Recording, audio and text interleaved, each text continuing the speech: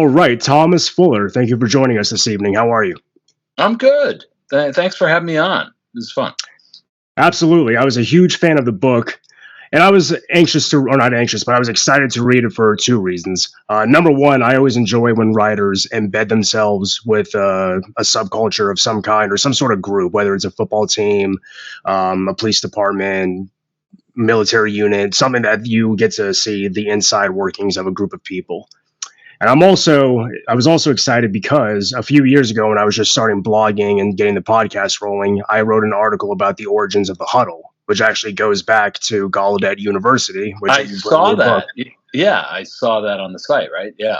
Yeah. So for me, it was interesting to see how you would visit this and give a contemporary perspective from that community and their relation to the sport. So I was really satisfied when I was reading the book, and it really captivated my interest.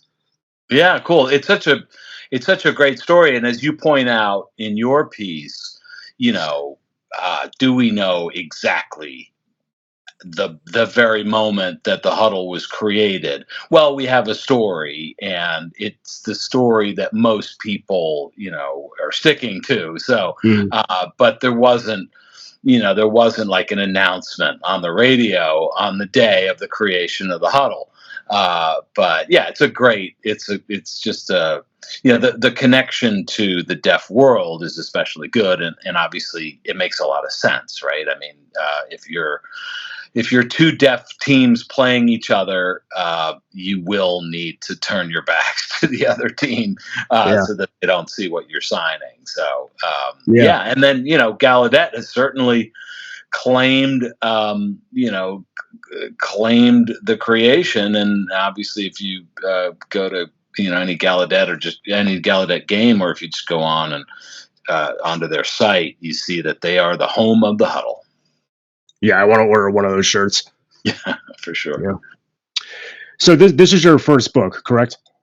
Yeah, absolutely. I it's also, a venture into something that I hadn't done much of, which is to say sports writing. I mean, I am and it's a sports book, it is and it isn't, right? I mean, I get two reactions to the book. I get people who say, too much description of the games, too much description of football. I wanted more about, deafness and the kids. And then I get the other way around. People are like, oh, why didn't you go into a detailed account of their plays? But yeah, so I was a foreign correspondent for the New York Times for a long time.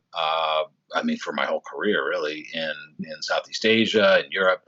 And they moved me to California, and then I just came across this story. And so I'm a big football fan. I just hadn't been a football writer. I'm a fan of the New York Jets. Oh, I'm sorry.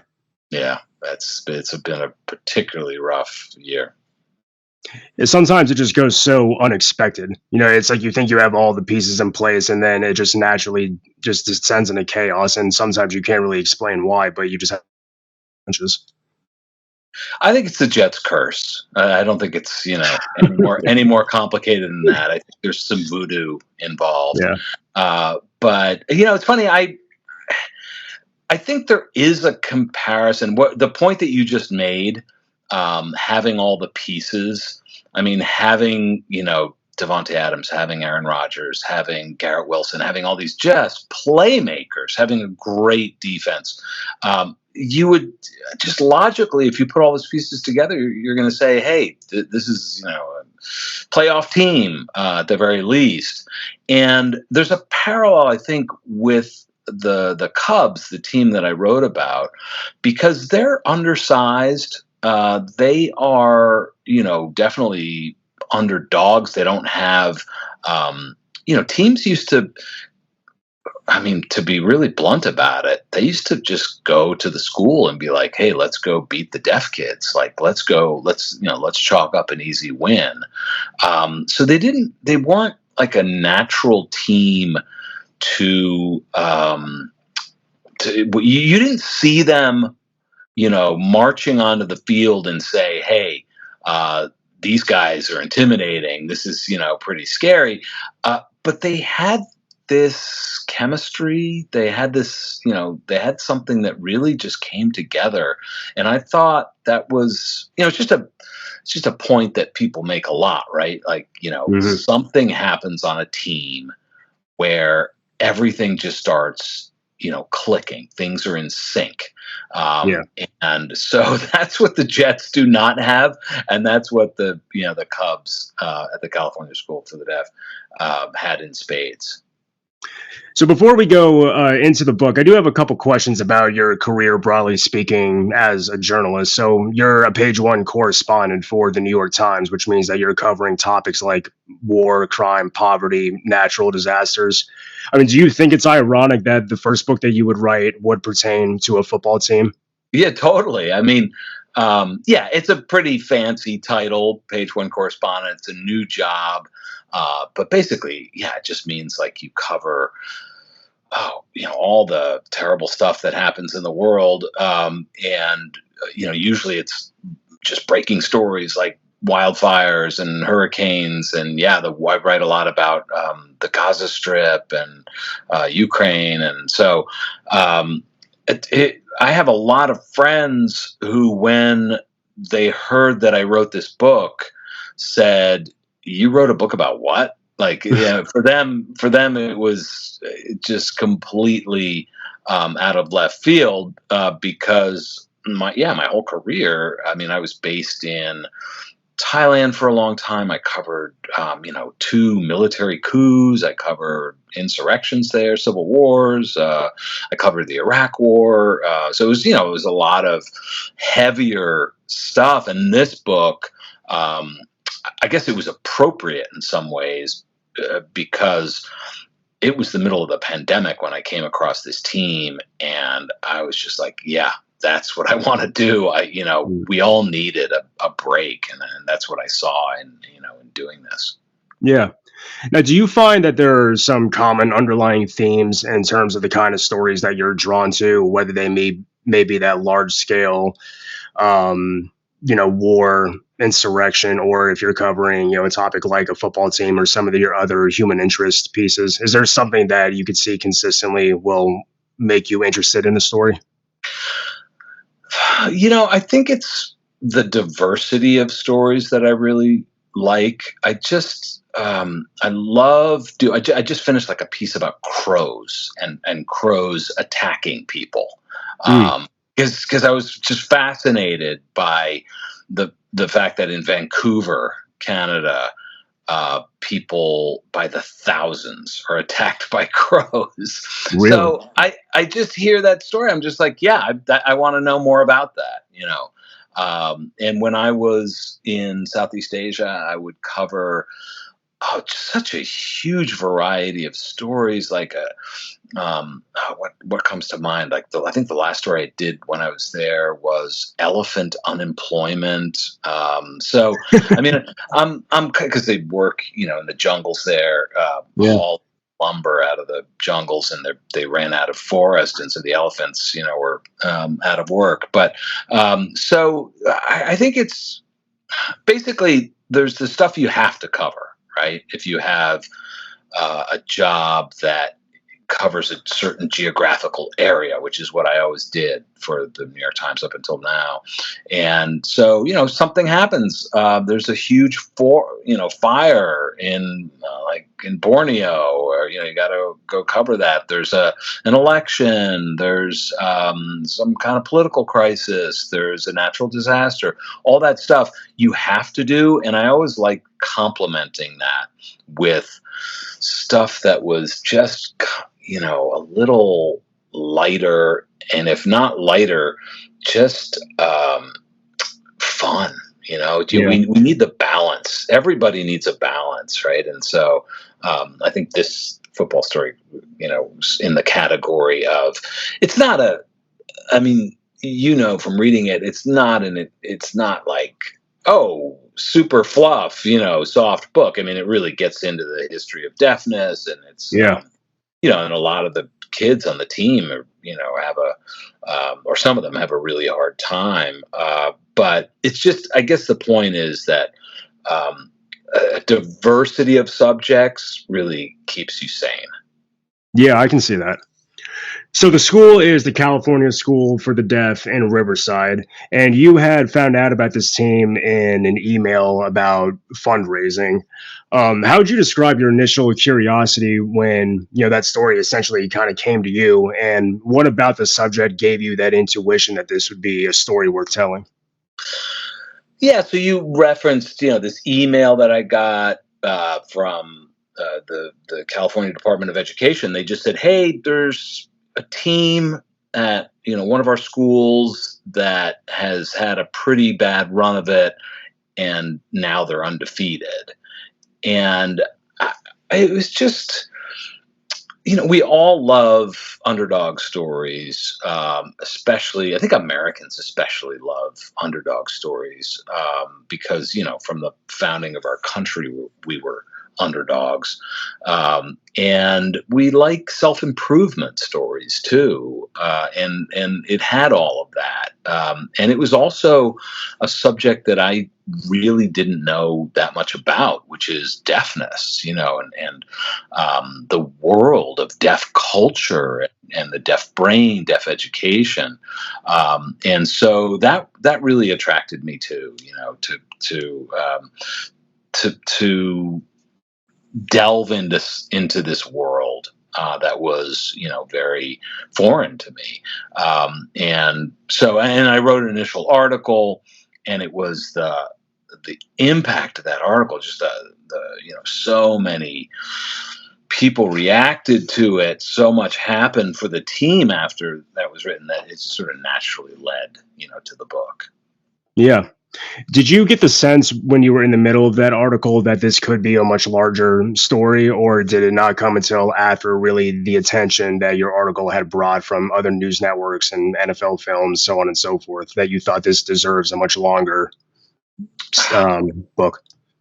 I mean, I think as a reporter, you have an instinct when a story comes across your desk and you're like, wow, this is a great story. I really want to do this. Um, that excitement that you have, I think, you have an instinct that other people might share that if you nail it, if you do the story right. In this case, I didn't think that it was going to blow up to the extent that it did. I drove down on a Friday. It's like a 8-hour drive from my home, and then in Northern California, Riverside is east of LA. So I drove down, saw the team play, interviewed the players, interviewed the coaches, called as many people as I could, did as much research as I could about deafness. And I wrote that story on Friday night and Saturday, I guess mostly on Saturday. And then it was published on Sunday. So it was like really, a very fast turnaround, which is what we're trained to do. Hmm. But it immediately just you know, um, I mean, I could go down the list of all the stuff, all the TV networks that you reference, showed up there, showed up to the school, wanted to do the story themselves. Hollywood producers, the governor of California said, "Hey, well, we should upgrade the facilities of this school." Tom Brady's production company, came to watch a game, on and on. And I was surprised not by the reaction, but by the magnitude of the reaction. Yeah, and it's like one of those things that just like catches fire. It has like such a unique premise when you tell someone that they're going to want to look it up and just dive deeper into it. So I don't think it's any surprise that you would get like that amount of media attention nationally and people from Hollywood that would want to make it into, a television series or, a film of some kind. Yeah, yeah, yeah. Again, I think it resonates with part of the American experience, and I think that's what we're a country that loves football. We're a country that loves high school football too. I mean, my son plays, at our local public school, and the whole, it's like Friday Night Lights. The whole town comes out, and it's just so interwoven into who Yeah. we are as Americans. And so, um, Yeah, I think all of that. It ticked a lot of boxes. Yeah. So that, in addition to being, a book about the deaf community and how they play football, this is also a book about eight-man football, which is something maybe not a ton of people are familiar with. Can you just give a little bit of a rundown about maybe some of the style and play of eight-man football, and if you had like any preconceived notions for how you thought the game might be played with Riverside? I'd never heard of eight man ball, Hmm. and when I first heard about it, I was like, oh well, this is the B leagues. Like Mm. this is like smaller schools that maybe they're just not good enough to play 11-man ball, and I was wrong. I mean, it is such a physical, fast game. It's so fun to watch. It's football with basketball scores. It's it's like every player has to be at the top of his game because you miss a tackle and that's it. It's a touchdown. And I also didn't know that a lot of some big name players have come out of eight man ball. Josh Allen came out of eight man ball in the Central Valley in California. Rashawn Salam, the Heisman Trophy winner from a couple decades ago, came out of eight man ball as well. It's a very punishing, physical game. A lot of the players are playing both sides of the ball, and I just loved watching it. It's you just there's no time to go to the concession stand because like you'll Yeah. miss some great plays. Yeah. I'm a big fan of six-man football that they Mm. play mainly like in Texas, and it's the same kind of thing where you get scores that just go into the 70s, 80s, sometimes even beyond like the 100-point mark.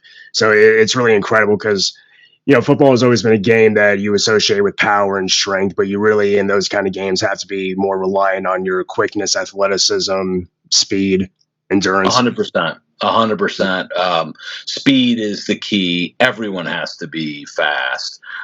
There are no 300 pounders in eight man ball. If there are, that's not the winning Yeah. formula. Matter of fact, the Cubs played some teams that were really big, and had it been 11-man ball, that would have been super intimidating. But yeah, no, it's a game that.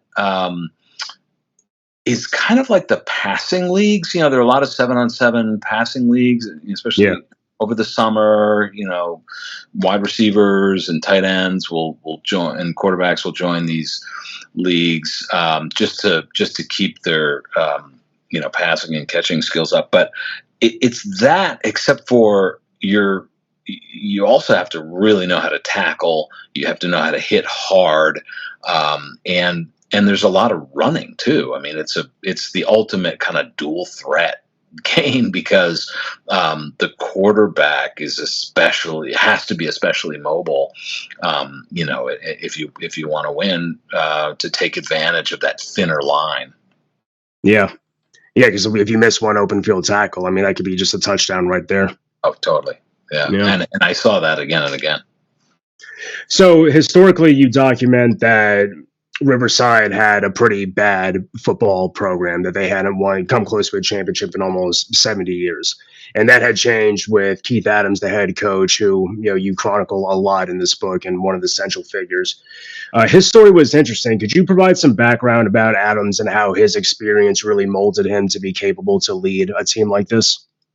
Yeah, he is absolutely a central figure in all of this, and he's what the medical term would be profoundly deaf. In other words, totally deaf from birth, and he's born into a family that moves when he's very young to Stockton, California, a working class town in Northern California, right on the edge of the valley where so much of America's food is grown. It's He is, like most deaf people, in a difficult position from birth because his parents are hearing and he's deaf, and so there's a communication barrier from the start. It's interesting that deaf kids who are born to deaf parents have an easier time because they can, from infancy, they can communicate effortlessly. So he is very lucky because his mother takes up sign language, really,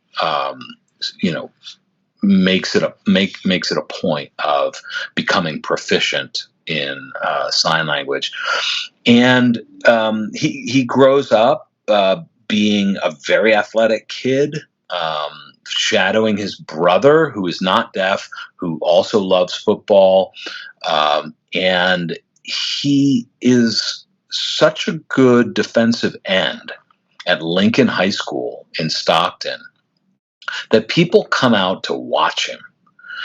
And people in the stands, I was told by his coach, who's still around, Keith Adams' coach at the time, people in the stands would whisper to each other, be like, "Hey, see that guy? He's amazing.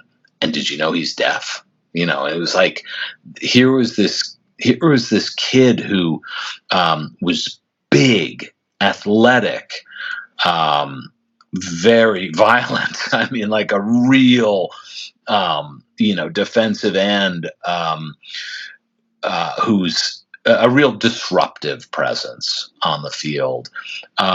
But it's also a frustrating experience for him because he can't communicate with his fellow players. Like he can't, when they're calling the defensive plays, he's not part of that conversation, and that stays with him, for decades. The fact that he was a great athlete, but he just couldn't communicate, and so he ends up having 3 kids. 2 of them are deaf, 2 sons, and the sons take up football, and he kind of channels all of his dreams into their lives. And he ends up being their coach at the California School for the Deaf. And his 2 sons, Trevin and Caden, are equally athletic and physical and big and just good football players. And so you have that family dynamic on the team. Yeah. And you have this coach who no longer has the problem that he had in his, childhood of being the outsider on the team, because everyone on this team is deaf, coaches and players, and that creates this energy, this bond, and this brotherhood that was so clearly part of the winning formula for them. Yeah, it's almost like he found his calling at the right time in his life that wasn't really available to him when he was younger. Absolutely. Yeah, he went to he did play football when he got to college, but it was a frustrating experience. He played at a Cal State campus in the middle of California, in San Luis Obispo, and he left the school in the middle, and he transferred to Gallaudet, the premier deaf university, because of how frustrating it was. So I think it really served as a motivator, for him by the time he became a coach. Well, and when you read the book, you really get the sense that most of the team fed off the energy of being an underdog. Even whenever they were still blowing teams out, there still seemed to be this attitude of people not thinking they could play with like the rest of the state. So it seems like that underdog image that they carried was sort of molded in his image in a way, but due to his life experience. Absolutely, yeah. It's I think it's a very powerful emotion for a group to see themselves as underdogs, especially if they have the cohesion that the Cubs had, the cohesion of all being deaf, and being proud of being deaf, and being proud of how they could turn that into an asset. It's in law and in common language, right? Deafness is a disability, but they were like, well, we're going to turn that around, and we're going to turn it into an asset, and they did. Any group of people that have some sort of disadvantage or some sort of disability, there's always going to be a bonding experience in that community and really strengthen it. What do you think is unique about the bond that's formed in the deaf community due to being deaf? Deafness is so interesting. As I came to see deafness not as a disability. I don't think that's the right way to categorize it, and I'll tell you why. It's deafness is a language barrier.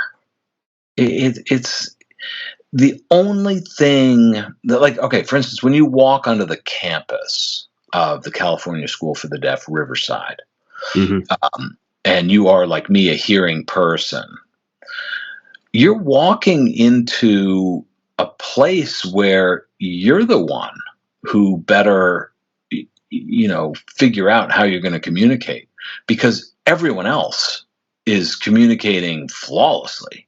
I guess the coach put it probably the best way. He said, Keith Adams said, I said, how do you see deafness? How would, and he said, well, look, I mean, most people have 5 senses. We have 4. So what? Like, we can still communicate, among each other. And there's a lot about football that makes deafness an advantage. And the more that I researched the book, the more I found that he was right. In what particular ways or examples would you say? Yeah, in order of importance, I think I would start with American Sign Language, with let's just say sign language. Could be any sign language. In this case, it's American Sign Language. If I go to my son's games, public high school in Northern California, the game is slowed down by the quarterback in between each play having to run to the sidelines, get the play from the offensive coordinator, run back into the huddle, tell the rest of the team. In the NFL, technology and helmets that people communicating through headsets has changed that, but it's still like one person getting the play, communicating it with the rest of the team. With American Sign Language, they would surprise teams and really catch them off guard all the time, because picture this: at the end of a play, everyone just gets into position. It's ironic that we talked about the huddle being created at a deaf university. They never used a huddle. They just lined up, everyone on the line, and then they look over at the coach, and this takes just seconds. The coach signs them the play, and then they're off. Boom, and then 9-yard gain, back to the line. Look over at the coach. What's the next play? It's fast. It's really efficient. And if there's any audible or anything, or if there's a discussion or something, they can just have a conversation across the field. Noise does not bother them. They very rarely go off sides. I think I saw them go off sides maybe twice. You know how football coaches, especially high school football coaches, high school teams are always going off sides. It'll be like, look at the ball. Just Yeah. look at the ball, Well, that's what this team is doing. This team is hearing with their eyes, and they are learning how to synchronize and how to be in sync visually in ways that hearing teams are not. I was thinking about this, like uh, often you'll hear a team go out there before a game and they'll do like a call and response, right? Mhm. They'll be working out, stretching before the game, and it'll be like almost like a military, like, sort of the captain or the quarterback, whoever it is calling out Yeah. what they're going to do next, and there's that, and so it's a very oral, vocal kind of warm up. The Cubs would do that, but without the oral element. They would all kind of have each other in their peripheral vision, and they would practice just being in sync. And football is an enormously visual game. I mean, Absolutely. it goes without saying, right? Like, seeing the field is such a crucial part of the game, that they had that visual connection, and then to round it out. So, this all of these are going under the category of why deafness could be an advantage. To round it out, quite literally, deaf people's brains reformulate. It's part of it's part of the human body adapting. When a person is born deaf, the brain reformulates and enhances the eyes to compensate. And so when on average deaf people score higher on those tests, where, have you ever done this, where you go to the eye doctor and there's like little flashing lights in your peripheral vision, or little, Yeah. and then you press a button when and they're testing your how good your peripheral vision is. You're staring straight ahead, but there's little flashing things going on the periphery. Deaf people on average do better on that. So you have a whole team of people who, let's go down the list. They have a connection, a brotherhood, with each other. They have American Sign Language that they're using as a tool to speed up the game and to communicate absolutely flawlessly. They're not jumping off sides. They have peripheral vision that's better than hearing people. So it's just a lot. It's a lot of advantages that all add up. It doesn't mean you're going to be a great team. You got to be fast. You got to be good football players. You got to be able to catch a ball. Yeah. But taken together, that's a lot of pluses. Well, and also too, when you talk about the visualization aspect of it, I imagine when you have to put so much more focus on your sight, you're able to be much more observant and notice maybe particular movements that an offense may be tipping off to you that could lead to you, anticipating what the next play might be. Or if you're watching film study, let's say, you might be able to notice something a little more clearly, or on first run, than someone who is hearing but doesn't necessarily have to put as much That's yeah. emphasis on their sight. That's very perceptive. I mean, when I was, so I spent an entire season with the team on the sidelines during practices, on the sidelines during games, and I was always amazed that the players sometimes would, like a teammate would try and get the attention of another player, but it almost seemed like he was behind the other guy, but he saw it anyway. The other player saw it anyway. Like there's an ability to detect motion. This is another thing that scientists have found, that deaf people on average have an ability to see motion and detect motion in a more acute way than hearing people on average. Mm. So yeah, you're 100% Yeah. right. You're seeing the field, and you're seeing. I mean, let's think about a safety or something like diagnosing a play, right? Mhm. Looking, you're seeing the field and maybe reacting a couple milliseconds, earlier because of that. Oh yeah, and that could be the difference between interception and touchdown going the other way. Yeah, yeah, One of my favorite chapters in the book is when you talk about the history of sign language and how it became the official language of the deaf. And I really had no idea that at one point schools actually didn't allow sign language, and instead you had to try to lip read. yeah, yeah. Yeah, can you give the audience a little bit of context as to how it just became, or how it became the official language of the deaf, and also a little bit of how not all sign language are created equal? You're right, right, right. I mean, let's face it.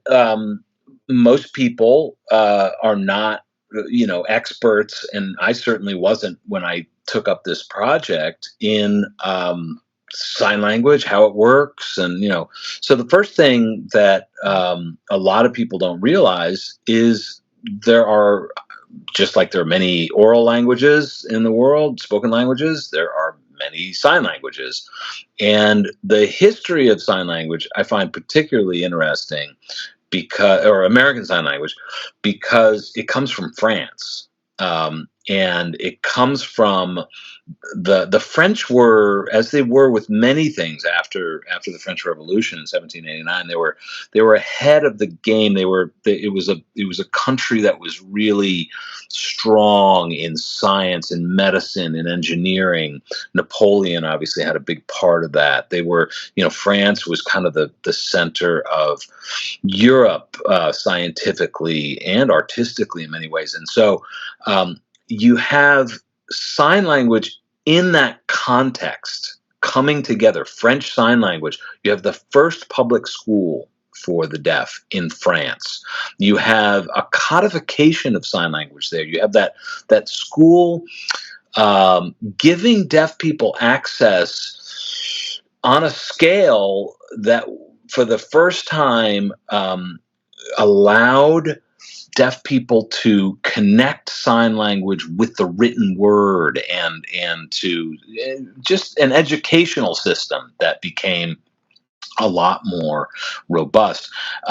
And there's a guy who is at that French school who comes over to America, and he literally is the vessel for sign language or for that particular sign language to take root in the United States. And so today, half of the signs in American Sign Language are from French Mm. Sign Language. And by contrast, British Sign Language and American Sign Language have nothing to do with each other. They're completely, they developed, completely separately. So it's a very different evolution than than English, and the way that the written English and spoken English came here, as we all know, through the colonies. So sign language. You mentioned that it was banned. It was after that. After it was brought to the United States, there was kind of a global movement, and it came at the time of Darwinism, and it came at the time when people had an idea, maybe because of the context of Darwinism, that sign language was something primitive, that sign language was something that maybe humans did before they spoke, that idea of evolution, and so you had something, I mean, there's no other way to say it, something really horrible happened, Mhm. which is that there's this global movement to ban sign language, which is such a natural form of communication among the deaf. And it's in 1880, and there are a lot of sort of major figures, Alexander Graham Bell and others. I found that very interesting. I Yeah, didn't really know his involvement in trying to get that movement mobilized. yeah.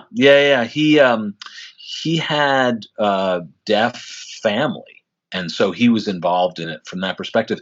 I mean, I guess you could say that in banning sign language, what they were trying to do was to have deaf people learn as much as they could a type of communication that would integrate them into the hearing world. So, it wasn't, they weren't doing it to be cruel, although that was the effect. Hmm. But you can imagine, uh, I mean, we can imagine trying to learn, I don't know, Japanese without ever hearing it. Like it's really hard to learn to speak, which was what they were trying to say. Don't, we should ban sign language. Deaf people should try and learn to speak, but that's really really hard and painstaking, and a lot of people just never got there. And so this is a long-winded way of answering your question, but basically that holds for a long time. Sign language is banned from schools in the US, across Europe. If a teacher caught a deaf student signing, they would be punished. They would, kind of slap their hands down. And Hmm. that only changes in the 1960s, 70s. And it's because of many factors. I mean, I think just, we realized what a failure that was to force people to ban sign language. But it's also, there's a guy named William Stokey who shows the world that sign language is as complex and as it has all of the grammar and syntax and linguistic attributes of a spoken language. And he breaks it down, and he convinces other linguists, um, linguistic experts, that is the case. And so people then kind of change their idea of what sign language is, and it becomes accepted. But it's only recently in these last few decades that it is accepted as a sophisticated, language and a legitimate way for deaf people to communicate. Well, it's funny how you mentioned the sophisticated part of it, because a lot of football teams will actually, as you alluded to earlier, use sign language to convey plays, and they'll have a sign language interpreter up in the press box with binoculars to try to decipher it before the play happens. Right. Yeah, I mean, the thing when I said that the Cubs have an advantage because they use American Sign Language, the advantage is, like, when you see college teams, or even some NFL teams, like they'll have some simple signs that represent the plays or the formations that that they're supposed to be between each play. It's just not like that is gestural. I would call Hmm. them gestures more than signs. Hmm. Just like the refs, right? The refs. That's also Yeah. something that wasn't there at the dawn of football. All the ref signs. Those are also just kind of. So I guess you'd call them signs, but it's more gestural. Whereas when the Cubs are playing, when deaf teams are playing, they have an entire language. They can go back and forth. They can have all the nuance they need. But more importantly, it's two ways. Yeah, it's two ways. Like the coach is saying something, and then they might sign Yeah. back. When you were talking to opposing teams or consulting with other deaf schools around the country, did they look at what CSDR had accomplished and began to look up to them as sort of a school that was now breaking barriers and being overall a program to look up to and to emulate? Yeah, for sure. I mean, look, there are a lot of deaf schools across the country, and obviously, not all of them were happy with what they were seeing, at CSDR because they had rivalries, especially the team in Northern California. There are two deaf teams in California, and the Northern California school was like, hey, what about us? What about Mhm. where's our glory? Um, but yeah, I found I talked about going down to Riverside to do that initial story. And the thing that really marked me on that first night when I was when I was seeing the team in action for the first time, I asked the coach of the losing team, and they lost really badly. That was, just a hearing team, a standard high school that was playing them. And I asked the coach. I said, "Okay, you just got beaten really badly by this team. What's your advice to future teams that will be coming up against the Cubs?" And he said, "Oh yeah, do not think that you have an advantage playing this team because they communicate better than any team I've ever played against." Mm. What about the school that they played? It was against Indiana. Against I can't remember what the name of the coach, but that was also a deaf school, correct? Yeah, Michael Paulone was the coach. He's Yeah. great. He was initially from Philadelphia, and I think that was one of my favorite stories in the book. Is he grew up, in a time when people wouldn't have been as understanding, or Right. it was a little more rough and tumble, and they had this annual game in Philadelphia.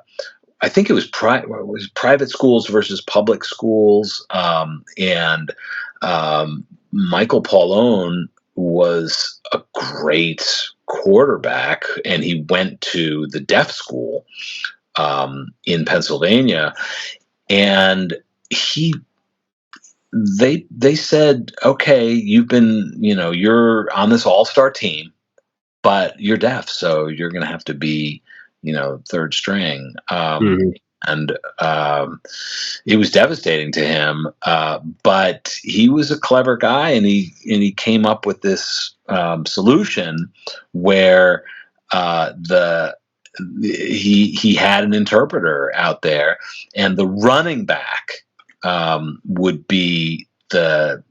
run the plays into the huddle. So anyway, he found a way around what was concerning them, and he ended up just shining in that game. I just loved talking to him about it, decades afterwards, and he was still, sort of basking in that glory. He was a little disappointed with the way his team performed against the Cubs. They flew Mhm. in all the way from Indiana. They played the Cubs, and they got really badly beaten. And the Cubs were just such a um, just steamrolling every team they played. Yeah, I mean, his story almost feels like it could be a movie in and of itself about how he goes from being that third string when he's the best all along, but because the coaches have this perception of him being deaf, that holds him back, and then he comes and starts at the end of it. Yeah. Yeah, yeah, yeah. Yeah. It's great, I went back and read the newspaper accounts from the time, Mm. and they're all, it's really kind of gives you chills when you read, the newspaper accounts at the time, because you had some sports columnists who were writing with what I think at the time was exquisite sensitivity. And they're describing the hundreds of deaf fans who were there, and their reaction to the whole game. And yeah, that was just great meeting him. He's a bit of a legend in the deaf sports world. Mm. Now, obviously, books like these are great because you get to go inside and learn a lot about the people who are part of this group, part of this team. Was there anybody's story, like player, coach, that really stuck out to you, that resonated with you, that kind of personified what the whole journey was about for them? I mean, there were a couple. Maybe the one that if you put it that way, like personified the journey, I would probably say Christian Jimenez, who was an offensive lineman, and in the first round of the playoffs, he breaks his leg, and he's a senior, and he's really devastated that that's it. That's the end of his football career. And I remember watching him leave the field and get into his parents' minivan, and just with this pack of ice on his knee and this just ashen look, this look of disappointment on his ashen face. And I talked to him in the days afterwards, and I said, "Hey, so that's it?" And he was like, "Yeah, the doctor says there's just no way I'll be able to play in the championship."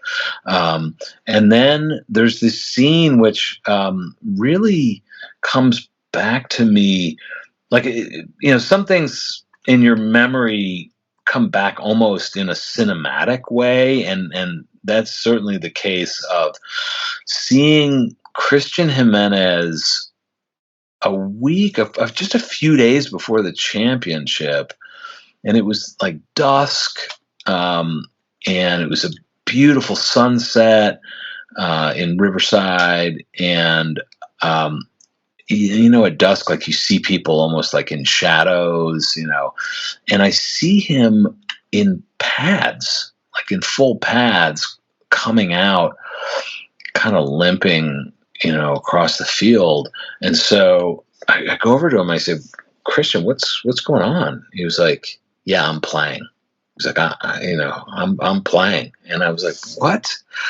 And he had bought this leg brace on Amazon, and completely ignored, the will of his parents and the advice of his doctor. And he was like, "This is the last game of my career. I'm doing this." And he played the entire game with a broken leg.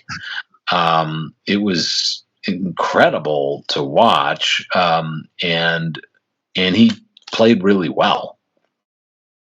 And he came to your mind because of the adversity to overcome and ultimately be in the biggest moment of his life thus far. Yeah, I mean, the grit, the grit. Yeah. I mean, I'm sure it wasn't painless. I saw him go down a couple times. Matter of fact, one time in the championship game when he was wearing the brace, he was kind of slow to get up, and I was like, "Oh, this is bad." I mean, the doctor had said, if you break this again, if you refracture this, or I don't know, fracture it somewhere else, then you're in real trouble. This could be really bad for you for many years to come. And just to have the grit, the determination, the and just to make, he wanted to make sure that he was out there with his boys, with his fellow players. Yeah. And so, yeah, absolutely, that just sort of symbolized, who this team, what this team was. Yeah. So just a couple more questions to close Yeah. off. How did this experience of writing a book about this team and the adversity that they would overcome, like how do you think this kind of left an impact on you and maybe changed you or moved you? Yeah, I mean, I think we all have um, stuff that we see as impediments, in life. And, maybe we're not the right height, or maybe, we're, missing we wish we were a little faster. I mean, these are just the sports sides, or, I don't know, maybe it's like, "Oh, I wish I had a better memory," or whatever it is, all the stuff that we can, criticize ourselves about. Um, I love the way this team just took what they had and they said, we're going to make this work. This is, everyone calls this a deficit, but we're going to make this a plus. I love that attitude, and I think that if we all took that attitude, a little more, we'd be that much better at conquering adversity, and just also understanding that none of us are made perfect, and so deal with it and overcome it. Yeah, well said. So with the amount of media attention that the school received, it's obvious that there's an opportunity and an interest to tell more of these kind of stories. What hope do you have for this book and the success of the Cubs in terms of how it can vitalize the deaf community and deaf athletics, but specifically deaf football programs? Yeah, I mean, I guess there are two. I would separate it into two answers. One would be for the deaf community. I hope that they see this book as hearing people like myself, and like I hope the readers of the book, examining deafness, understanding deafness with just more nuance. I mean, at the end of the day, that's maybe all we can ask for, as Americans, as of lots of different, whatever it is, persuasions, politics, everything. Nuance, like if we understand each other with like, yeah, okay, I see the history there, I see the culture there, I see how I understand more. So I would hope that that's what the book can bring to the deaf community, and maybe I would summarize it also by saying deaf pride. Deaf pride, which is what they had, what they have, because they're still doing pretty great.